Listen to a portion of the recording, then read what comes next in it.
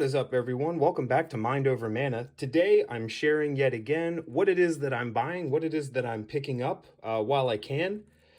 Today, I definitely want to bring up this set, Kaldheim. So, on a personal note, when they announced Kaldheim, something I got really excited.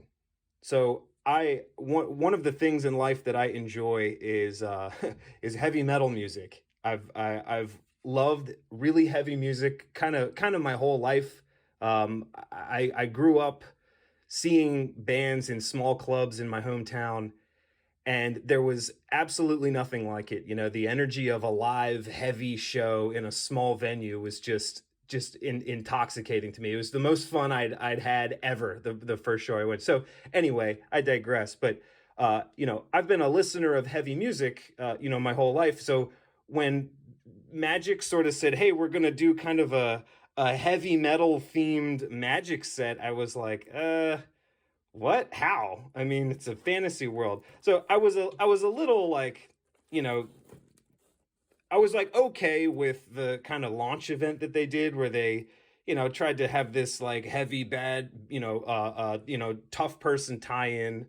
But ultimately I realized this is really more about, Norse mythology and you know, sort of a cold sort of ice age-esque setting, which again, I am also really, really into. I'm a sucker for anything. I know this is super random. I'm a sucker for anything snow and ice themed. Um, I can definitely talk about that more at another time. But when they announced that Kaldheim was going to be kind of Norse mythology inspired, I can't say I'm an enthusiast of Norse mythology. It's just not something that I'm like a hobbyist about. But I like got doubly excited. I was like, oh my gosh, heavy music in the promo, Ice World, like sign me up. It's the image of Fry from Futurama. Take my money. So anyway, I could not understand why Kaldheim was not received better than it was. I don't think it was received poorly. But I think that people like pretty quickly were like, okay, I'm over it. Let's move on. I know that that's probably actually important because what that means is I'm still, freaking out about this set. I love it. I love the flavor. I love the worlds. I love the different realms. I love the storyline going on behind it. I really love that they put that they started this kind of Phyrexian story arc with Vorinclex in here.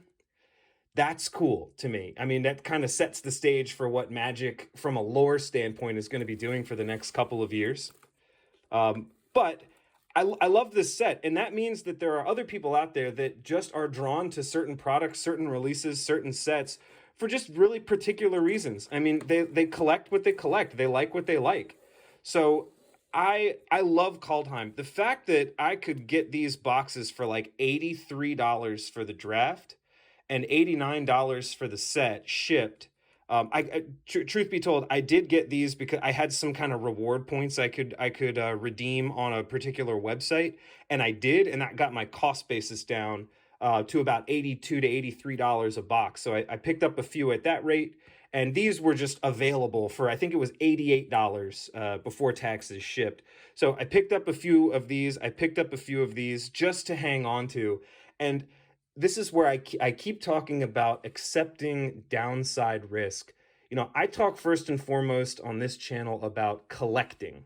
So, collecting and investing are two very different things. Collecting, I think everybody can make room in their lives for, and you're not expecting a certain thing in return. Investing is quite the opposite. So, from a collectability standpoint, oh my gosh, I love this. Like, if I get stuck with these boxes and they're never worth a penny more than they are now, which I think is just statistically impossible because remember, we're talking about a standard Magic release at launch. This is still on allocation, I believe. If the worst case scenario, I'm stuck with these, I couldn't be happier. I did not spend money I was counting on to own these. I did not go into debt to buy them, and it's of a subject matter that I just love. I'm emotionally attached in the right way. They say take emotion out of buying things that you're trying to hold and get a return on. I think when it comes to collecting, it's the opposite. Buy the stuff that you love. As long as you buy it in a way that lets you sleep at night, I think that's fine. So I do digress. I am rambling a bit. I think I'll sum up these thoughts in another video. But anyway, I'm grabbing Kaldheim before it goes off allocation, and becomes 110, 112 bucks for draft, and who knows what for set boosters. But anyway, just thought I'd share that with you. Really happy to have picked up some Kaldheim. Let me know, what are you buying? What are you picking up? Do you think Kaldheim was a dud? Are you as excited about it as I am? I'd really love to know, especially genuinely about Kaldheim, because I really just love this set. But yeah, I look forward to hearing what you have to say. If you'd be so kind as to like or comment or subscribe, it would really help the channel grow, and I look really forward to keeping the conversation going and bringing more to you. All right, thanks.